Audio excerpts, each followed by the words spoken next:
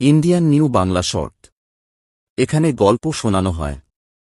৯ নম্বর episode. আমি বাসুদেব বলছি। গল্পের নাম অন্ধকারের ডাক। গ্রামের শেষ প্রান্তে একটা ভাঙাচোরা পুরনো বাড়ি ছিল। বাড়িটার চারপাশে ঘাসে ভরা মাঠ, আর সন্ধ্যা নামলেই চারদিকে অদ্ভুত নীরবতা নেমে আসত। গ্রামের লোকজন বলত, ওই বাড়িতে বহু বছর আগে এক বিধবা মহিলার মৃত্যু হয়েছিল। কেউ বলে আত্মহত্যা, কেউ বলে খুন। এক রাতে কৌতূহলী রাহুল বন্ধুবান্ধবের সাথে মশাল নিয়ে বাড়িটায় ঢুকে পড়ে।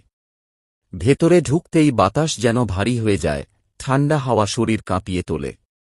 দেয়ালের ফাঁকে ফাঁকে ফিস ফিস শব্দ ভেসে আসে। আমাকে মুক্তি দাও। বন্ধুরা ভয় পেয়ে পালিয়ে যায়, কিন্তু রাহুল এগিয়ে যায় সিঁড়ি বেয়ে ওপরে। হঠাৎ দরজা নিজে থেকেই বন্ধ হয়ে যায়।